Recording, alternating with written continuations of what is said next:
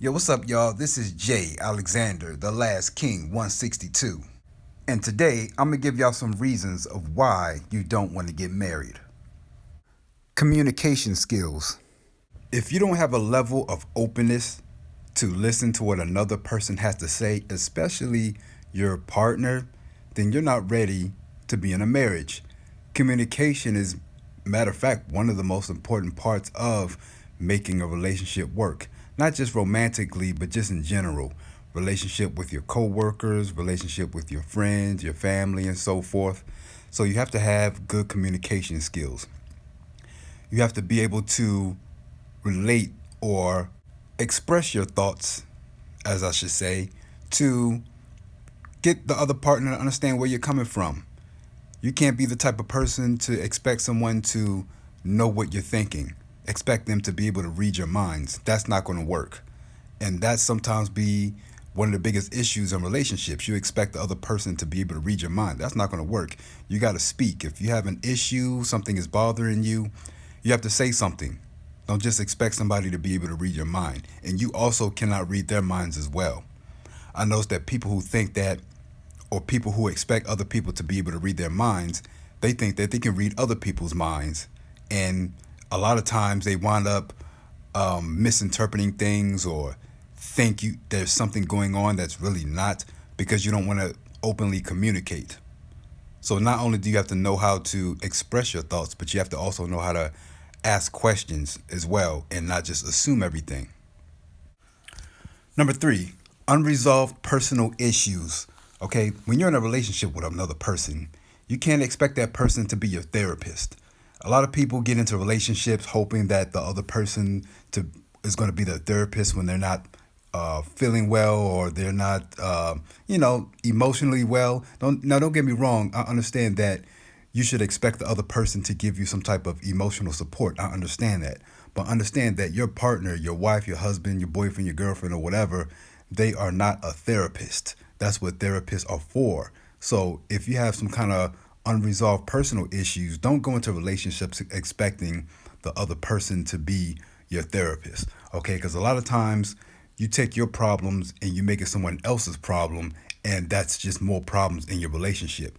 Your own personal issues is something you need to deal with for yourself before you get into a relationship with another person. Don't make your problem someone else's problem. Okay? You're constantly looking for evidence whether your partner is cheating or not.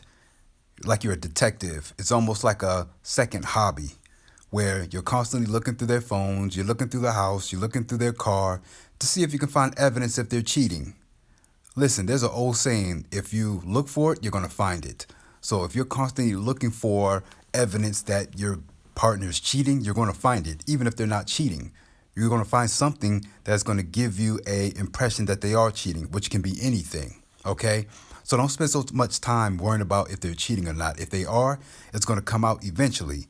Instead, you need to just focus on building your relationship. If you have children, just focus on raising your children and training them, or else you're going to wind up single or wind up with short-term relationships for a long time. You're not going to be able to have a stable relationship if you're constantly on the edge worried about somebody's cheating.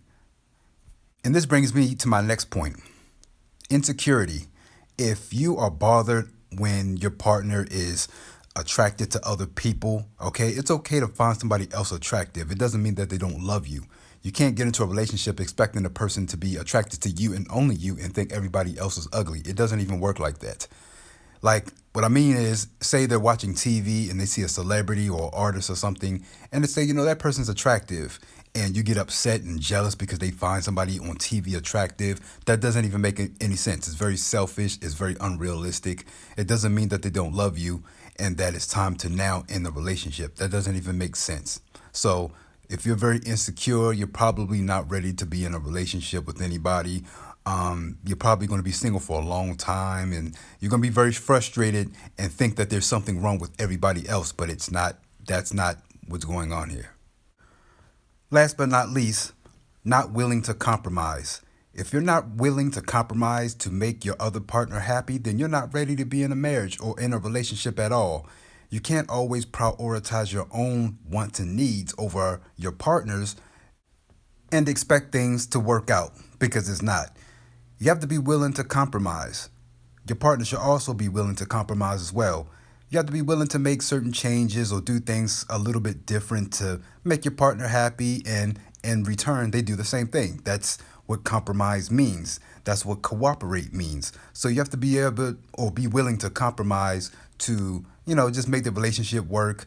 I'm trying to think what's a good example. What's a good example? Say your partner has, I don't know, certain health issues where they can't eat certain foods. So that's fine. You say, okay, I'll slightly change the way I cook things. I'll cook this meal slightly different. I might not use this type of ingredient. Or when I fix your plate, I'll make sure not to add this certain ingredient that you might be allergic to or that the doctor said you shouldn't eat. That's compromising is. Or you may change the way you say things, or say your partner doesn't like how you talk about certain things. Maybe, you get a little bit lighter, or just change the tone of your voice, or just change, just be a little bit compromising to make them a little bit more comfortable. I'm not saying that you have to totally change who you are. Just be able to make a little bit of changes, a little bit of compromises to make the relationship work. So, hope you guys take something from this, and I'll talk to y'all next time.